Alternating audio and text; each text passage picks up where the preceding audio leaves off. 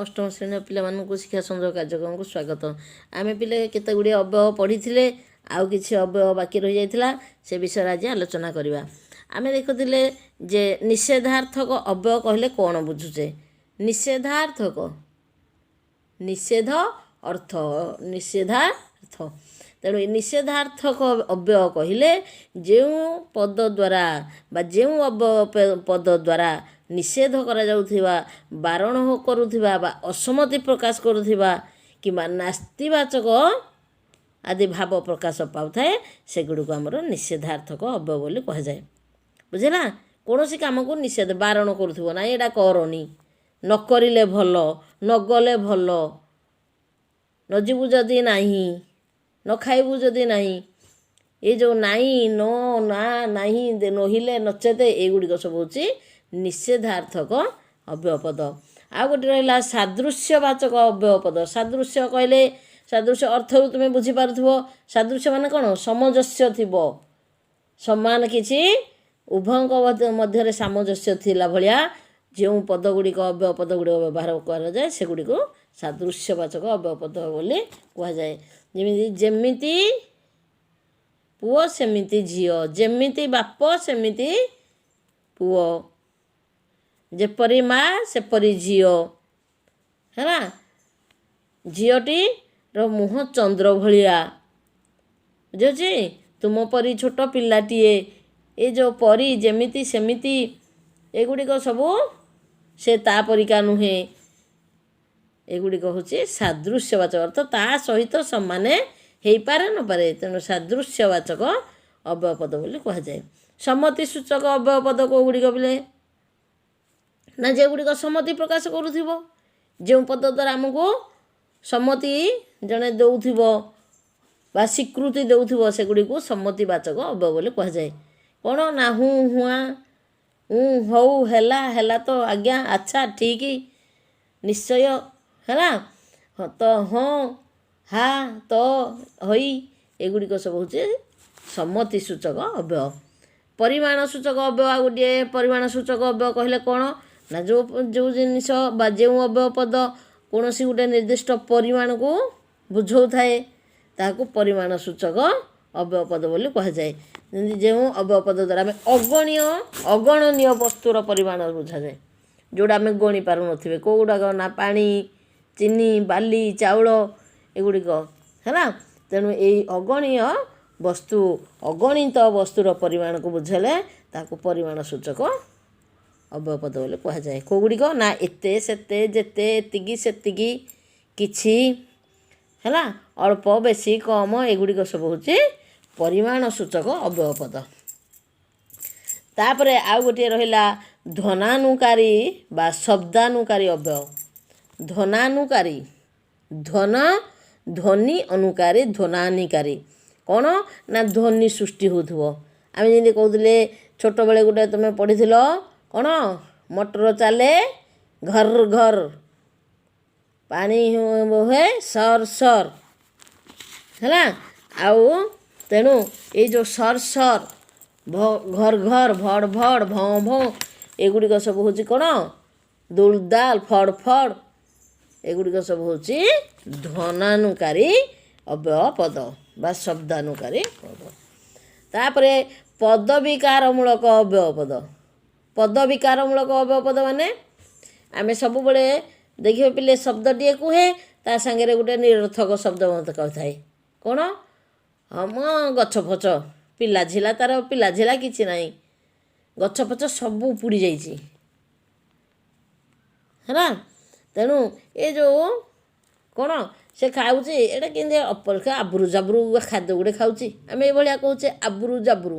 ଜାବୁର କିଛି ଶବ୍ଦ ଅଛି, ଫଛର କିଛି ଶବ୍ଦ, ଝିଲାର କିଛି ଶବ୍ଦର ଅର୍ଥ ନଥାଏ। କିନ୍ତୁ ଏଗୁଡ଼ିକ କ'ଣ ପଦ ସହିତ ଆମେ ସ୍ୱରକୁ, ଗୋଟେ ପଦକୁ ସ୍ୱର ଦେଇକି ଗୋଟେ ନିରର୍ଥକ ସ୍ୱର ବା ଖାଲି ତା ସହିତ ସ୍ୱର ମିଳେଇକି କହୁଛେ। ତେଣୁ ଏଗୁଡ଼ିକୁ ପଦ ବିକାରମୂଳକ ଅବ୍ୟୟ ବୋଲି କୁହାଯାଏ। କ'ଣ? ପଦ ବିକାରମୂଳକ। ପଦ ବିକାର ନୁହଁ, ପଦ ବିକାର ଅର୍ଥ ତା'ର କିଛି ଅର୍ଥ ନଥାଏ। ବୁଝିଲା? ତେଣୁ ସ୍ୱରର ବିକାରମୂଳକ ଯେଉଁ ଶବ୍ଦ ସଂଯୁକ୍ତ ହୋଇଥାଏ ତାହାକୁ ପଦ ଓ ବିକାରମୂଳକ ଅବ୍ୟୟ ବୋଲି କୁହାଯାଏ। ହେଲା ପିଲେ, ତେଣୁ ଏଗୁଡ଼ିକ ହେଲା ଆମର ସବୁ ଅବ୍ୟୟ ପଦ କହୁଛେ। ସେ ଅବ୍ୟୟ ପଦ ଗୁଡ଼ିକର ବିଭିନ୍ନ ପ୍ରକାରର ଅବ୍ୟୟ ପଦକୁ ଆମେ ଜାଣିଲେ। ରହିଲି, ଆଜି ପାଇଁ ଧନ୍ୟବାଦ। ଅଷ୍ଟମ ଶ୍ରେଣୀର ପିଲାମାନଙ୍କୁ ଶିକ୍ଷା ସଂଯୋଗ କାର୍ଯ୍ୟକ୍ରମକୁ ସ୍ୱାଗତ। ଆମେ ପିଲେ କେତେ ଗୁଡ଼ିଏ ଅବ୍ୟୟ ପଢ଼ିଥିଲେ, ଆଉ କିଛି ଅବ୍ୟୟ ବାକି ରହିଯାଇଥିଲା, ସେ ବିଷୟରେ ଆଜି ଆଲୋଚନା କରିବା। ଆମେ ଦେଖୁଥିଲେ ଯେ ନିଷେଧାର୍ଥକ ଅବ୍ୟୟ କହିଲେ କ'ଣ ବୁଝୁଛେ? ନିଷେଧାର୍ଥକ, ନିଷେଧ ଅର୍ଥ, ନିଷେଧାର୍ଥ। ତେଣୁ ନିଷେଧାର୍ଥକ ଅବ୍ୟୟ କହିଲେ ଯେଉଁ ପଦ ଦ୍ୱାରା ବା ଯେଉଁ ଅବ୍ୟୟ ପଦ ଦ୍ୱାରା ନିଷେଧ କରାଯାଉଥିବା, ବାରଣ କରୁଥିବା ବା ଅସம்மତି ପ୍ରକାଶ କରୁଥିବା କିମ୍ବା ନାସ୍ତିବାଚକ ଆଦି ଭାବ ପ୍ରକାଶ ପାଉଥାଏ, ସେଗୁଡ଼ିକୁ ଆମର ନିଷେଧାର୍ଥକ ଅବ୍ୟୟ ବୋଲି କୁହାଯାଏ। ବୁଝିଲା? କୌଣସି କାମକୁ ନିଷେଧ, ବାରଣ କରୁଥିବ, ନାଇଁ ଏଇଟା କରନି, ନ କରିଲେ ଭଲ, ନ ଗଲେ ଭଲ, ନ ଯିବୁ ଯଦି ନାହିଁ, ନ ଖାଇବୁ ଯଦି ନାହିଁ, ଏ ଯେଉଁ ନାହିଁ, ନ, ନା, ନାହିଁ, ନହିଲେ, ନଚେତ, ଏଗୁଡ଼ିକ ସବୁ ହେଉଛି ନିଷେଧାର୍ଥକ ଅବ୍ୟୟ ପଦ।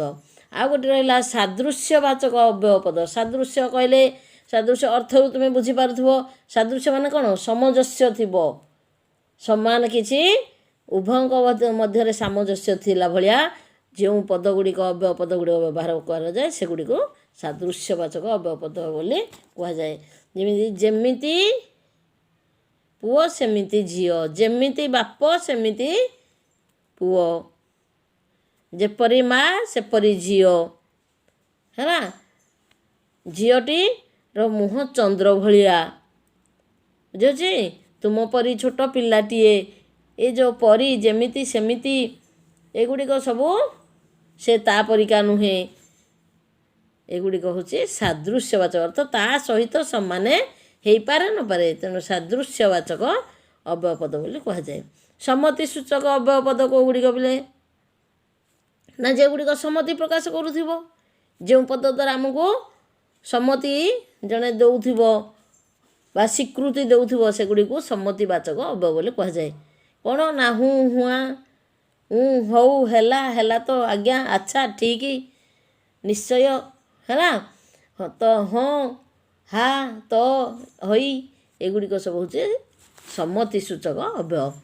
ପରିମାଣ ସୂଚକ ଅବ୍ୟୟ ଆଉ ଗୋଟିଏ। ପରିମାଣ ସୂଚକ ଅବ୍ୟୟ କହିଲେ କ'ଣ? ନା ଯେଉଁ ଜିନିଷ ବା ଯେଉଁ ଅବ୍ୟୟ ପଦ କୌଣସି ଗୋଟେ ନିର୍ଦ୍ଦିଷ୍ଟ ପରିମାଣକୁ ବୁଝାଉଥାଏ, ତାହାକୁ ପରିମାଣ ସୂଚକ ଅବ୍ୟୟ ପଦ ବୋଲି କୁହାଯାଏ। ଯେଉଁ ଅବ୍ୟୟ ପଦ ଦ୍ୱାରା ଆମେ ଅଗଣନୀୟ ବସ୍ତୁର ପରିମାଣ ବୁଝାଯାଏ, ଯେଉଁଟା ଆମେ ଗଣି ପାରୁନଥିବେ। କେଉଁଗୁଡ଼ାକ? ନା ପାଣି, ଚିନି, ବାଲି, ଚାଉଳ, ଏଗୁଡ଼ିକ। ହେଲା? ତେଣୁ ଏଇ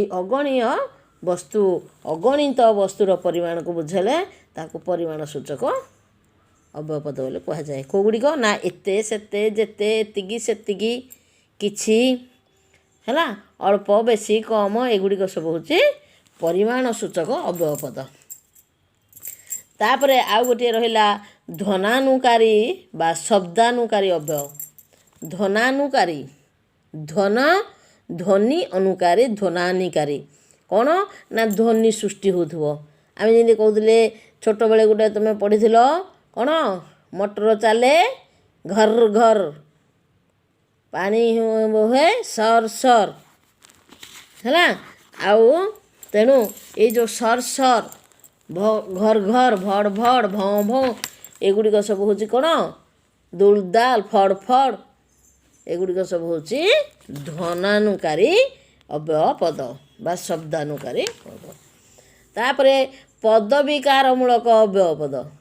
ପଦବିକାରମୂଳକ ଅବ୍ୟୟ ପଦ ମାନେ ଆମେ ସବୁବେଳେ ଦେଖିବେ ପିଲେ ଶବ୍ଦଟିଏ କୁହେ, ତା ସାଙ୍ଗରେ ଗୋଟେ ନିରର୍ଥକ ଶବ୍ଦ ମଧ୍ୟ କହିଥାଏ। କ'ଣ? ହଁ ମ ଗଛ ଫଛ, ପିଲା ଝିଲା, ତା'ର ପିଲା ଝିଲା କିଛି ନାହିଁ, ଗଛ ଫଛ ସବୁ ଉପୁଡ଼ି ଯାଇଛି। ହେଲା? ତେଣୁ ଏ ଯେଉଁ କ'ଣ ସେ ଖାଉଛି, ଏଇଟା କେମିତି ଅପରିଷ୍କାର ଆବୁରୁ ଜାବୁରୁ ଖାଦ୍ୟ ଗୋଟେ ଖାଉଛି, ଆମେ ଏଇଭଳିଆ କହୁଛେ ଆବୁରୁ ଜାବୁରୁ। ଜାବୁର କିଛି ଶବ୍ଦ ଅଛି, ଫଛର କିଛି ଶବ୍ଦ, ଝିଲାର କିଛି ଶବ୍ଦର ଅର୍ଥ ନଥାଏ। କିନ୍ତୁ ଏଗୁଡ଼ିକ କ'ଣ? ପଦ ସହିତ ଆମେ ସ୍ୱରକୁ, ଗୋଟେ ପଦକୁ ସ୍ୱର ଦେଇକି ଗୋଟେ ନିରର୍ଥକ ସ୍ୱର ବା ଖାଲି ତା ସହିତ ସ୍ୱର ମିଳେଇକି କହୁଛେ। ତେଣୁ ଏଗୁଡ଼ିକୁ ପଦ ବିକାରମୂଳକ ଅବୟବ ବୋଲି କୁହାଯାଏ। କ'ଣ? ପଦ ବିକାରମୂଳକ। ପଦ ବିକାର ନୁହଁ, ପଦ ବିକାର ଅର୍ଥ ତା'ର କିଛି ଅର୍ଥ ନଥାଏ। ବୁଝିଲା? ତେଣୁ ସ୍ୱରର ବିକାରମୂଳକ ଯେଉଁ ଶବ୍ଦ ସଂଯୁକ୍ତ ହୋଇଥାଏ ତାହାକୁ ପଦ ବିକାରମୂଳକ ଅବୟବ ବୋଲି କୁହାଯାଏ। ହେଲା ପିଲେ? ତେଣୁ ଏଗୁଡ଼ିକ ହେଲା ଆମର ସବୁ ଅବୟବ ପଦ କହୁଛେ। ସେ ଅବୟବ ପଦ ଗୁଡ଼ିକର ବିଭିନ୍ନ ପ୍ରକାରର ଅବୟବ ପଦକୁ ଆମେ ଜାଣିଲେ। ରହିଲି ଆଜି ପାଇଁ ଧନ୍ୟବାଦ। ଅଷ୍ଟମ ଶ୍ରେଣୀର ପିଲାମାନଙ୍କୁ ଶିକ୍ଷା ସଂଯୋଗ କାର୍ଯ୍ୟକ୍ରମକୁ ସ୍ୱାଗତ। ଆମେ ପିଲେ କେତେ ଗୁଡ଼ିଏ ଅବୟବ ପଢ଼ିଥିଲେ, ଆଉ କିଛି ଅବୟବ ବାକି ରହିଯାଇଥିଲା, ସେ ବିଷୟରେ ଆଜି ଆଲୋଚନା କରିବା। ଆମେ ଦେଖୁଥିଲେ ଯେ ନିଷେଧାର୍ଥକ ଅବୟବ କହିଲେ କ'ଣ ବୁଝୁଛେ? ନିଷେଧାର୍ଥକ, ନିଷେଧ ଅର୍ଥ, ନିଷେଧାର୍ଥ। ତେଣୁ ଏ ନିଷେଧାର୍ଥକ ଅବୟବ କହିଲେ ଯେଉଁ ପଦ ଦ୍ୱାରା ବା ଯେଉଁ ଅବୟବ ପଦ ଦ୍ୱାରା ନିଷେଧ କରାଯାଉଥିବା, ବାରଣ କରୁଥିବା ବା ଅସம்மତି ପ୍ରକାଶ କରୁଥିବା କିମ୍ବା ନାସ୍ତିବାଚକ ଆଦି ଭାବ ପ୍ରକାଶ ପାଉଥାଏ, ସେଗୁଡ଼ିକୁ ଆମର ନିଷେଧାର୍ଥକ ଅବୟବ ବୋଲି କୁହାଯାଏ। ବୁଝିଲା? କୌଣସି କାମକୁ ନିଷେଧ, ବାରଣ କରୁଥିବ, ନାଇଁ ଏଇଟା କରନି, ନ କରିଲେ ଭଲ, ନ ଗଲେ ଭଲ, ନ ଯିବୁ ଯଦି ନାହିଁ, ନ ଖାଇବୁ ଯଦି ନାହିଁ, ଏ ଯେଉଁ ନାହିଁ, ନ, ନା, ନାହିଁ, ନହିଲେ ନଚେତ, ଏଗୁଡ଼ିକ ସବୁ ହେଉଛି ନିଷେଧାର୍ଥକ ଅବୟବ ପଦ। ଆଉ ଗୋଟେ ରହିଲା ସାଦୃଶ୍ୟବାଚକ ଅବୟବ ପଦ। ସାଦୃଶ୍ୟ କହିଲେ, ସାଦୃଶ୍ୟ ଅର୍ଥରୁ ତୁମେ ବୁଝିପାରୁଥିବ। ସାଦୃଶ୍ୟ ମାନେ କ'ଣ? ସାମଞ୍ଜସ୍ୟ ଥିବ, ସମାନ କିଛି ଉଭୟଙ୍କ ମଧ୍ୟରେ ସାମଞ୍ଜସ୍ୟ ଥିଲା ଭଳିଆ ଯେଉଁ ପଦଗୁଡ଼ିକ ଅବୟବ ପଦଗୁଡ଼ିକ ବ୍ୟବହାର କରାଯାଏ ସେଗୁଡ଼ିକୁ ସାଦୃଶ୍ୟବାଚକ ଅବୟବ ପଦ ବୋଲି କୁହାଯାଏ। ଯେମିତି ପୁଅ ସେମିତି ଝିଅ, ଯେମିତି ବାପ ସେମିତି ପୁଅ, ଯେପରି ମା ସେପରି ଝିଅ। ହେଲା? ଝିଅଟିର ମୁହଁ ଚନ୍ଦ୍ର ଭଳିଆ, ବୁଝୁଛି? ତୁମ ପରି ଛୋଟ ପିଲାଟିଏ, ଏ ଯେଉଁ ପରି ଯେମିତି ସେମିତି, ଏଗୁଡ଼ିକ ସବୁ ସେ ତା ପରିକା ନୁହେଁ। ଏଗୁଡ଼ିକ ହେଉଛି ସାଦୃଶ୍ୟବାଚକ ଅର୍ଥ, ତା ସହିତ ସମାନ ହେଇପାରେ ନପାରେ। ତେଣୁ ସାଦୃଶ୍ୟବାଚକ ଅବୟବ ପଦ ବୋଲି କୁହାଯାଏ। ସମ୍ମତି ସୂଚକ ଅବୟବ ପଦ କେଉଁଗୁଡ଼ିକ ପିଲେ? ନା ଯେଗୁଡ଼ିକ ସମ୍ମତି ପ୍ରକାଶ କରୁଥିବ, ଯେଉଁ ପଦ ଦ୍ୱାରା ଆମକୁ ସମ୍ମତି ଜଣେ ଦେଉଥିବ ବା ସ୍ୱୀକୃତି ଦେଉଥିବ, ସେଗୁଡ଼ିକୁ ସମ୍ମତିବାଚକ ଅବୟବ ବୋଲି କୁହାଯାଏ। କ'ଣ? ନା ହୁଁ, ହୁଆ, ହଉ, ହେଲା, ହେଲା ତ, ଆଜ୍ଞା, ଆଚ୍ଛା, ଠିକ୍, ନିଶ୍ଚୟ, ହେଲା, ତ, ହଁ, ହା, ତ, ହଇ, ଏଗୁଡ଼ିକ ସବୁ ହେଉଛି ସମ୍ମତି ସୂଚକ ଅବୟବ। ପରିମାଣ ସୂଚକ ଅବୟବ ଆଉ ଗୋଟିଏ। ପରିମାଣ ସୂଚକ ଅବୟବ କହିଲେ କ'ଣ? ନା ଯେଉଁ ଜିନିଷ ବା ଯେଉଁ ଅବୟବ ପଦ କୌଣସି ଗୋଟେ ନିର୍ଦ୍ଦିଷ୍ଟ ପରିମାଣକୁ ବୁଝାଉଥାଏ ତାହାକୁ ପରିମାଣ ସୂଚକ ଅବୟବ ପଦ ବୋଲି କୁହାଯାଏ। ଯେମିତି ଯେଉଁ ଅବୟବ ପଦ ଦ୍ୱାରା ଆମେ ଅଗଣନୀୟ ବସ୍ତୁର ପରିମାଣ ବୁଝାଯାଏ, ଯେଉଁଟା ଆମେ ଗଣି ପାରୁନଥିବେ। କେଉଁଗୁଡ଼ାକ? ନା ପାଣି, ଚିନି, ବାଲି, ଚାଉଳ, ଏଗୁଡ଼ିକ। ହେଲା? ତେଣୁ ଏଇ ଅଗଣିତ ବସ୍ତୁର ପରିମାଣକୁ ବୁଝାଇଲେ ତାକୁ ପରିମାଣ ସୂଚକ ଅବୟବ ପଦ ବୋଲି କୁହାଯାଏ। କେଉଁଗୁଡ଼ିକ? ନା ଏତେ, ସେତେ, ଯେତେ, ଏତିକି, ସେତିକି, କିଛି, ହେଲା, ଅଳ୍ପ, ବେଶୀ, କମ, ଏଗୁଡ଼ିକ ସବୁ ହେଉଛି ପରିମାଣ ସୂଚକ ଅବୟବ ପଦ। ତାପରେ ଆଉ ଗୋଟିଏ ରହିଲା ଧ୍ୱନାନୁକାରୀ ବା ଶବ୍ଦାନୁକାରୀ ଅବୟବ। ଧ୍ୱନାନୁକାରୀ, ଧ୍ୱନି ଅନୁକାରୀ, ଧ୍ୱନାନିକାରୀ। କ'ଣ? ନା ଧ୍ୱନି ସୃଷ୍ଟି ହେଉଥିବ। ଆମେ ଯେମିତି କହୁଥିଲେ ଛୋଟବେଳେ ଗୋଟେ ତୁମେ ପଢ଼ିଥିଲ, କ'ଣ?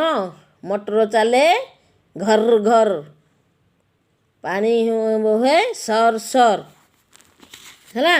ଆଉ ତେଣୁ ଏଇ ଯେଉଁ ସର ସର, ଘର ଘର, ଭଡ଼ ଭଡ଼, ଭଁ ଭଁ, ଏଗୁଡ଼ିକ ସବୁ ହେଉଛି କ'ଣ? ଦୁଲ ଦାଲ, ଫଡ଼ ଫଡ଼, ଏଗୁଡ଼ିକ ସବୁ ହେଉଛି ଧ୍ୱନାନୁକାରୀ ଅବୟବ ପଦ ବା ଶବ୍ଦାନୁକାରୀ ପଦ। ତାପରେ ପଦବିକାରମୂଳକ ଅବୟବ ପଦ। ପଦବିକାରମୂଳକ ଅବୟବ ପଦ ମାନେ ଆମେ ସବୁବେଳେ ଦେଖିବେ ପିଲେ ଶବ୍ଦଟିଏ କୁହେ, ତା ସାଙ୍ଗରେ ଗୋଟେ ନିରର୍ଥକ ଶବ୍ଦ ମଧ୍ୟ କହିଥାଏ। କ'ଣ? ହଁ ମ ଗଛ ଫଛ, ପିଲା ଝିଲା, ତା'ର ପିଲା ଝିଲା କିଛି ନାହିଁ, ଗଛ ଫଛ ସବୁ ଉପୁଡ଼ି ଯାଇଛି। ହେଲା? ତେଣୁ ଏ ଯେଉଁ କ'ଣ ସେ ଖାଉଛି, ଏଇଟା କେମିତି ଅପରିଷ୍କାର ଆବୁରୁ ଜାବୁରୁ ଖାଦ୍ୟ ଗୋଟେ ଖାଉଛି, ଆମେ ଏଇଭଳିଆ କହୁଛେ ଆବୁରୁ ଜାବୁରୁ। ଜାବୁର କିଛି ଶବ୍ଦ ଅଛି, ଫଛର କିଛି ଶବ୍ଦ, ଝିଲାର କିଛି ଶବ୍ଦର ଅର୍ଥ ନଥାଏ। କିନ୍ତୁ ଏଗୁଡ଼ିକ କ'ଣ ପଦ ସହିତ ଆମେ ସ୍ୱରକୁ ଗୋଟେ ପଦକୁ ସ୍ୱର ଦେଇକି ଗୋଟେ ନିରର୍ଥକ ସ୍ୱର ବା ଖାଲି ତା ସହିତ ସ୍ୱର ମିଳେଇକି କହୁଛେ।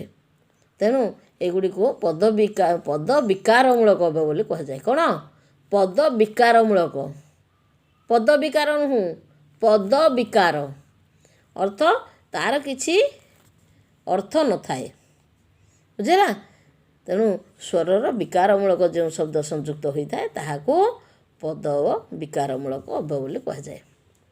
ହେଲା ପିଲେ, ତେଣୁ ଏଗୁଡ଼ିକ ହେଲା ଆମର ସବୁ ଅବୟବ ପଦ କହୁଛେ। ସେ ଅବୟବ ପଦ ଗୁଡ଼ିକର ବିଭିନ୍ନ ପ୍ରକାରର ଅବୟବ ପଦକୁ ଆମେ ଜାଣିଲେ। ରହିଲି, ଆଜି ପାଇଁ ଧନ୍ୟବାଦ। ଅଷ୍ଟମ ଶ୍ରେଣୀର ପିଲାମାନଙ୍କୁ ଶିକ୍ଷା ସଂଯୋଗ କାର୍ଯ୍ୟକ୍ରମକୁ ସ୍ୱାଗତ। ଆମେ ପିଲେ କେତେ ଗୁଡ଼ିଏ ଅବୟବ ପଢ଼ିଥିଲେ, ଆଉ କିଛି ଅବୟବ ବାକି ରହିଯାଇଥିଲା, ସେ ବିଷୟରେ ଆଜି ଆଲୋଚନା କରିବା। ଆମେ ଦେଖୁଥିଲେ ଯେ ନିଷେଧାର୍ଥକ ଅବୟବ କହିଲେ କ'ଣ ବୁଝୁଛେ? ନିଷେଧାର୍ଥକ, ନିଷେଧ ଅର୍ଥ, ନିଷେଧାର୍ଥ। ତେଣୁ ଏ ନିଷେଧାର୍ଥକ ଅବୟବ କହିଲେ ଯେଉଁ ପଦ ଦ୍ୱାରା ବା ଯେଉଁ ଅବୟବ ପଦ ଦ୍ୱାରା ନିଷେଧ କରାଯାଉଥିବା, ବାରଣ କରୁଥିବା ବା ଅସம்மତି ପ୍ରକାଶ କରୁଥିବା କିମ୍ବା ନାସ୍ତିବାଚକ ଆଦି ଭାବ ପ୍ରକାଶ ପାଉଥାଏ, ସେଗୁଡ଼ିକୁ ଆମର ନିଷେଧାର୍ଥକ ଅବୟବ ବୋଲି କୁହାଯାଏ। ବୁଝିଲା। କୌଣସି କାମକୁ ନିଷେଧ ବାରଣ କରୁଥିବ, ନାଇଁ ଏଇଟା କରନି, ନ କରିଲେ ଭଲ, ନ ଗଲେ ଭଲ, ନ ଯିବୁ ଯଦି ନାହିଁ, ନ ଖାଇବୁ ଯଦି ନାହିଁ, ଏ ଯେଉଁ ନାହିଁ, ନ, ନା, ନାହିଁ, ନହିଲେ ନଚେତ, ଏଗୁଡ଼ିକ ସବୁ ହେଉଛି ନିଷେଧାର୍ଥକ ଅବୟବ ପଦ। ଆଉ ଗୋଟେ ରହିଲା ସାଦୃଶ୍ୟବାଚକ ଅବୟବ ପଦ। ସାଦୃଶ୍ୟ କହିଲେ ସାଦୃଶ୍ୟ ଅର୍ଥରୁ ତୁମେ ବୁଝିପାରୁଥିବ। ସାଦୃଶ୍ୟ ମାନେ କ'ଣ? ସାମଞ୍ଜସ୍ୟ ଥିବ, ସମାନ କିଛି ଉଭୟଙ୍କ ମଧ୍ୟରେ ସାମଞ୍ଜସ୍ୟ ଥିଲା ଭଳିଆ ଯେଉଁ ପଦ ଗୁଡ଼ିକ ଅବୟବ ପଦ ଗୁଡ଼ିକ ବ୍ୟବହାର କରାଯାଏ, ସେଗୁଡ଼ିକୁ ସାଦୃଶ୍ୟବାଚକ ଅବୟବ ପଦ ବୋଲି କୁହାଯାଏ। ଯେମିତି ପୁଅ ସେମିତି ଝିଅ, ଯେମିତି ବାପ ସେମିତି ପୁଅ, ଯେପରି ମା ସେପରି ଝିଅ। ହେଲା। ଝିଅଟିର ମୁହଁ ଚନ୍ଦ୍ର ଭଳିଆ, ବୁଝୁଛି, ତୁମ ପରି ଛୋଟ ପିଲାଟିଏ, ଏ ଯେଉଁ ପରି ଯେମିତି ସେମିତି, ଏଗୁଡ଼ିକ ସବୁ ସେ ତା ପରିକା ନୁହେଁ। ଏଗୁଡ଼ିକ ହେଉଛି ସାଦୃଶ୍ୟବାଚକ ଅର୍ଥ, ତା ସହିତ ସମାନେ ହେଇପାରେ ନପାରେ। ତେଣୁ ସାଦୃଶ୍ୟବାଚକ ଅବୟବ ପଦ ବୋଲି କୁହାଯାଏ। ସମ୍ମତି ସୂଚକ ଅବୟବ ପଦ କେଉଁଗୁଡ଼ିକ ପିଲେ?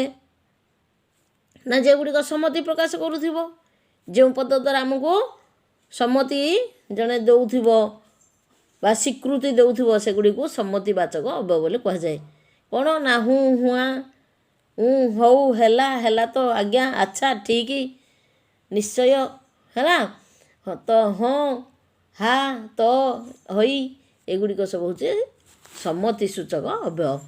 ପରିମାଣ ସୂଚକ ଅବୟବ ଆଉ ଗୋଟିଏ। ପରିମାଣ ସୂଚକ ଅବୟବ କହିଲେ କ'ଣ? ନା ଯେଉଁ ଜିନିଷ ବା ଯେଉଁ ଅବୟବ ପଦ କୌଣସି ଗୋଟେ ନିର୍ଦ୍ଦିଷ୍ଟ ପରିମାଣକୁ ବୁଝାଉଥାଏ, ତାହାକୁ ପରିମାଣ ସୂଚକ ଅବୟବ ପଦ ବୋଲି କୁହାଯାଏ। ଯେମିତି ଯେଉଁ ଅବୟବ ପଦ ଦ୍ୱାରା ଆମେ ଅଗଣନୀୟ ବସ୍ତୁର ପରିମାଣ ବୁଝାଯାଏ, ଯେଉଁଟା ଆମେ ଗଣି ପାରୁନଥିବେ। କେଉଁଗୁଡ଼ାକ? ନା ପାଣି, ଚିନି, ବାଲି, ଚାଉଳ, ଏଗୁଡ଼ିକ। ହେଲା। ତେଣୁ ଏଇ ଅଗଣୀୟ ବସ୍ତୁ, ଅଗଣିତ ବସ୍ତୁର ପରିମାଣକୁ ବୁଝାଇଲେ ତାକୁ ପରିମାଣ ସୂଚକ ଅବୟବ ପଦ ବୋଲି କୁହାଯାଏ। କେଉଁଗୁଡ଼ିକ? ନା ଏତେ, ସେତେ, ଯେତେ, ଏତିକି, ସେତିକି, କିଛି, ହେଲା, ଅଳ୍ପ, ବେଶୀ, କମ, ଏଗୁଡ଼ିକ ସବୁ ହେଉଛି ପରିମାଣ ସୂଚକ ଅବୟବ ପଦ। ତାପରେ ଆଉ ଗୋଟିଏ ରହିଲା ଧ୍ୱନାନୁକାରୀ ବା ଶବ୍ଦାନୁକାରୀ ଅବୟବ। ଧ୍ୱନାନୁକାରୀ, ଧ୍ୱନି ଅନୁକାରୀ, ଧ୍ୱନାନିକାରୀ। କ'ଣ? ନା ଧ୍ୱନି ସୃଷ୍ଟି ହେଉଥିବ। ଆମେ ଯେମିତି କହୁଥିଲେ ଛୋଟବେଳେ ଗୋଟେ ତୁମେ ପଢ଼ିଥିଲ, କ'ଣ? ମଟର ଚାଲେ ଘର ଘର, ପାଣି ବୋହେ ସର ସର। ହେଲା। ଆଉ ତେଣୁ ଏଇ ଯେଉଁ ସର ସର, ଘର ଘର, ଭଡ଼ ଭଡ଼, ଭଁ ଭଁ, ଏଗୁଡ଼ିକ ସବୁ ହେଉଛି କ'ଣ? ଦୁଲ ଦାଲ, ଫଡ଼ ଫଡ଼, ଏଗୁଡ଼ିକ ସବୁ ହେଉଛି ଧ୍ୱନାନୁକାରୀ ଅବୟବ ପଦ ବା ଶବ୍ଦାନୁକାରୀ ପଦ। ତାପରେ ପଦବିକାରମୂଳକ ଅବୟବ ପଦ।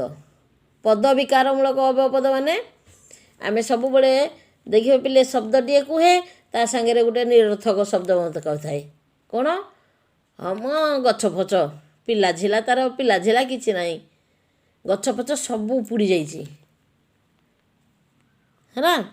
ତେଣୁ ଏ ଯେଉଁ କ'ଣ ସେ ଖାଉଛି ଏଇଟା କେମିତି ଅପରିଷ୍କାର ଆବୁରୁ ଜାବୁରୁ ଖାଦ୍ୟ ଗୁଡ଼େ ଖାଉଛି। ଆମେ ଏଇଭଳିଆ କହୁଛେ ଆବୁରୁ ଜାବୁରୁ, ଜାବୁର କିଛି ଶବ୍ଦ ଅଛି, ଫଛର କିଛି ଶବ୍ଦ, ଝିଲାର କିଛି ଶବ୍ଦର ଅର୍ଥ ନଥାଏ।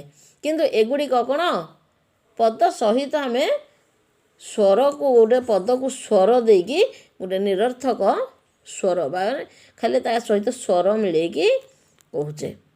ତେଣୁ ଏଗୁଡ଼ିକୁ ପଦ ବିକାରମୂଳକ ହେବ ବୋଲି କୁହାଯାଏ। କ'ଣ ପଦ ବିକାରମୂଳକ, ପଦ ବିକାର ନୁହେଁ, ପଦ ବିକାର ଅର୍ଥ ତା'ର କିଛି ଅର୍ଥ ନଥାଏ, ବୁଝିଲା। ତେଣୁ ସ୍ୱରର ବିକାରମୂଳକ ଯେଉଁ ଶବ୍ଦ ସଂଯୁକ୍ତ ହୋଇଥାଏ ତାହାକୁ ପଦ ବିକାରମୂଳକ ଅବୟବ ବୋଲି କୁହାଯାଏ ହେଲା ପିଲେ। ତେଣୁ ଏଗୁଡ଼ିକ ହେଲା ଆମର ସବୁ ଅବୟବ ପଦ କହୁଛେ। ସେ ଅବୟବ ପଦ ଗୁଡ଼ିକର ବିଭିନ୍ନ ପ୍ରକାରର ଅବୟବ ପଦକୁ ଆମେ ଜାଣିଲେ। ରହିଲି, ଆଜି ପାଇଁ ଧନ୍ୟବାଦ।